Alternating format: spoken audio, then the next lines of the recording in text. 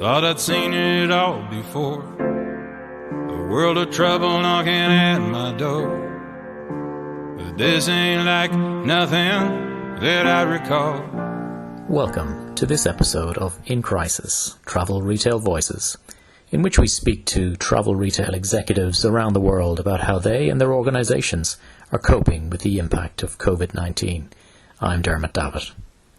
In today's episode, I speak to Rob Wigington, former CEO of Nashville International Airport, who's now Executive Director at the recently formed Airport Restaurant and Retail Association, about life and business in the airport sector in the US today. As we've been reporting in recent weeks, the Airport Restaurant and Retail Association has urged US airports and Congress to ensure financial relief measures for its concessionaire members, both large and small. Otherwise, Rob and his colleagues have warned, many will be forced out of business. Rob starts by talking about the steep and accelerating decline in traffic and sales of the past few weeks, and then goes on to address the urgent need for support from government and indeed airport partners. When we started to see passenger numbers declining, it was kind of almost an immediate 25 to 30% drop in passengers, and of course correlated sales for concessionaires. And then in just a matter of days, it plummeted to at least 50 to 60%. And then it's just amazing to think about the fact that just in a couple of weeks, we went from what at that time were record passenger levels down to virtually nothing. I mean, we probably lost 95 to 98% of all the passenger traffic. And as a result of that, the concessionaires have lost virtually all their business and sales. We represent the restaurants and the retail shops and gift shops at the airports. To say they're hard hit is the understatement of the year. They are struggling trying to figure out how to cope, losing employees, losing business, and trying to figure out how to survive. And so what it comes down to in the immediate term here is we need relief from the airports in terms of the rents, the mags, and the other types of fees that are associated with operating at an airport because the companies simply can't pay it. They just don't have the revenue. They don't have the business. It's apparent to everybody. And so we've been calling on the airports and trying to impress upon them that they have got to sit down with their concessionaires and find a way to work through this. We believe what's going to be needed, and then what we called for is the 12-month waiver on all rents across the country. We think that's, given the nature of this thing, and even being optimistic as to when this might end and traffic might start to return, we think it's going to take at least that long before these companies can really begin to get back to the kind of business that allows them to survive, not even thrive. One of the things which we're really trying to impress upon people, this isn't just to say, well, we can't pay rent this month, we can't pay rent next month. I mean, this is a longer-term prospect because now you've virtually lost practically all of your employees. You're going to have to hire people back when we get back to, hopefully, in the not-too-distant future, the return of air travel and passengers. But it's what's critical is that these companies survive, and so many of them will not survive at all if this thing persists and they aren't granted relief. And, we think it's going to be very important that they're in a position, just as the airports will be, and just as the airlines will be with federal assistance, to start up again. And once the airlines can start flying and will fly the way they can, and passengers start returning and airports are back in business, these companies need to be in a position to start right back up. We want to go full throttle so that recovery is quick and is a good one. And just on the airport's response, I guess it's probably difficult to generalise because I imagine there's been different responses from different airports, but how flexible broadly have they been? And I suppose further to that, in terms of negotiating packages for relief, is the expectation that this will be done airport by airport, or can there be a blanket solution across the board, do you think? In terms of the way that rent versus mags are treated, for example, or other detail? Yeah, I mean, it's going to have to be done airport by airport. Each concession company and their airport are going to have to try to work this. Each airport has a very different circumstance in terms of their agreements with concessionaires or overall agreements, bond covenants, a whole range of things that they have to sort through. And they're going to have to sort through what their situation is and how they're going to make sure the airport as a whole stays viable and operational and then is able to continue. So they've got to balance a lot of interests. We recognize that. We think concessionaires are a vital part of the airport operation and certainly revenues. So we think there needs to be serious consideration and relief given to this sector. It will be a local decision. Congress is, in that $10 billion, a lot of it was focused on making sure airports could pay off their bonds and debt service, and that's very important. But there's a lot of money there. Not to say that that's all that the airports are going to need, because they very well may be going back to Congress for more funding as well. But we think Congress certainly intended, we know Congress intended that some of that money be used for other expenses at the airport, and that concessions was one part of that the airport should address locally.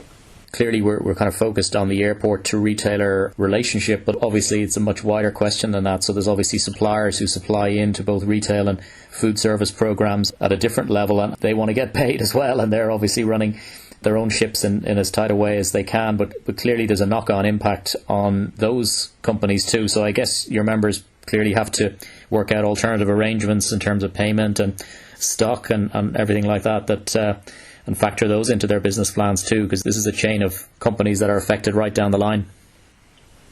No, you're absolutely right.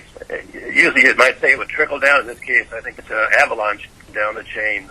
So that's a very difficult situation that certainly goes beyond the companies that we represent, but they're, again, very much tied to that. So to the extent that our companies get relief and can maintain some level of operation and survive, it obviously will help all of those that are the distributors and the producers and so forth.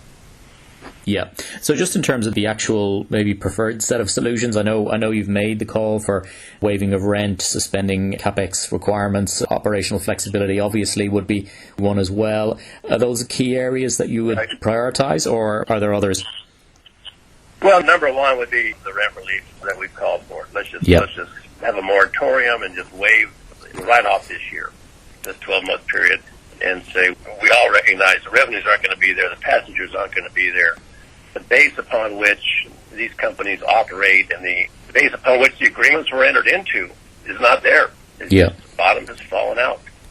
So let's take a deep breath and just waive those fees, and then let's figure out what else can be done to minimize the damage and make sure that these companies have the resources and the cash resources to just stay in business and keep as much going as the passenger traffic in the airport and the governments that are largely dictating what's happening, obviously in cities, communities, but also at the airports will allow. Yep.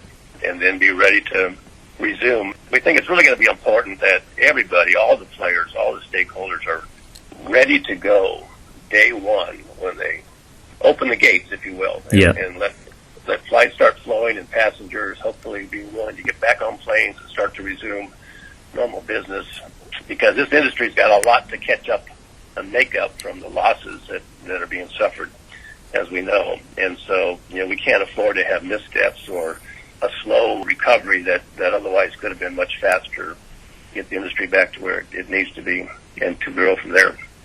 Do you think long-term this crisis that we've seen now might end up prompting a change to the whole business model and the ecosystem that we have around airport concessions?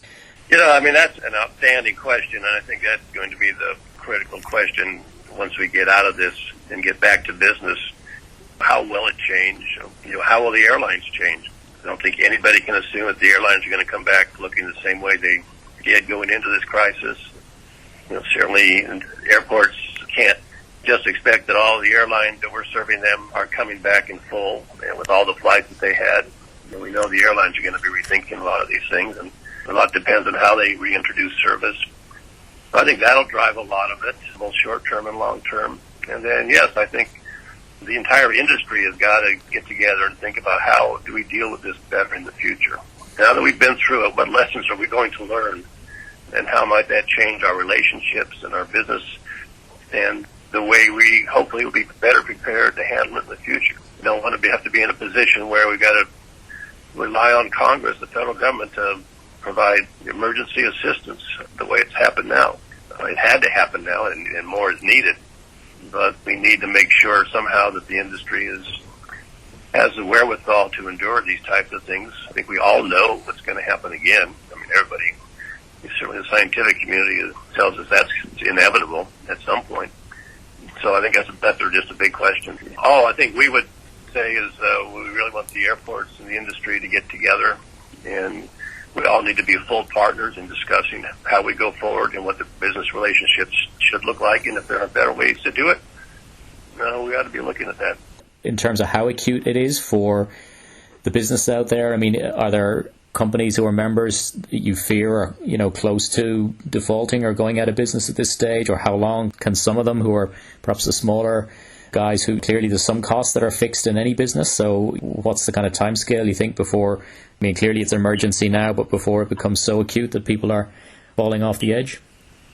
Oh, I think there could be some that within the month could fall off the edge. So it's hard to say for each company. If it's a different situation, different scenario, but I think a very large number of them, I don't know the number, but a very large number of them are really at risk now. And if they don't get relief in weeks, let alone months, we could lose them. Yeah. Okay. Clearly this is a business crisis, but first and foremost it's the human crisis as well, and obviously we see how it's swept across the world. And where you are, Rob, what's the overall mood? Are people just hunkered down and waiting for this to pass as best they can and isolating themselves as best they can? That's exactly what everybody's doing. Every state in one way or another has got stay in place, stay at home, a strong message. Most of the states and governors have put out emergency orders to stay at home, except for essential activity, and have shut down non-essential businesses. It's down to the bare minimum as far as the reasons why anybody can go out, grocery store, supplies, those types of things. And yeah, it's even put a chill on people even getting outside, because there's been so much criticism about people, not just in the U.S., and other parts of the world, still congregating in outdoor places. So things like public parks, dog parks, you name it, have been shut down. And we haven't gotten to the place yet where they're picking people up and pulling them off the street. But, many jurisdictions, the orders have gone out for the police to cite people, and if they find them congregating in ways that don't meet with the guidelines and what's been provided and is required, then they can be arrested. Yeah. And just finally, from the point of view of the association, obviously it's a new association. I guess you probably didn't think you'd have something like this to contend with in the first few weeks of taking on the job. So I guess what it's been like... What's it been like so far? And I suppose what level of resource and what kind of voice do you believe ARRA needs to have now within the industry? Obviously it needs to be a strong one that's heard by regulators. What more do you need to get where you want to be in terms of having that voice listened to? Well, I think we're on the right path, and it's awful having to go through this, but the one thing coming out of all this is it's really brought our organization together much quicker, much faster, much stronger than it probably otherwise would have. It would have just taken longer. Nothing like a crisis to mobilize people and motivate people and bring people together. So I'm really pleased to see that among our members within our organization. There are just a variety of companies and corporate backgrounds and sizes, but they've all come together. It's an amazing way to work together to try to find solutions that work across the industry, that help each other and help all of the concessionaires and help the industry. We really want this industry to survive and come through this just like so many others do. So it wasn't something we expected to be dealing with at this stage. We still have a lot of organizational and kind of building up the organization activities to do. A lot of that has been overtaken by events, but it's also accelerating, I think, the process for us to grow as an organization and to have a voice. So we've been outspoken and will continue to be, and keep moving to touch everyone that needs to hear our story.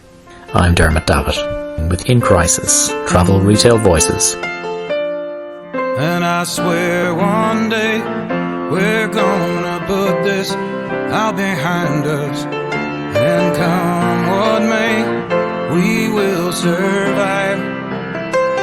I think it's safe to say that better times are gonna find us.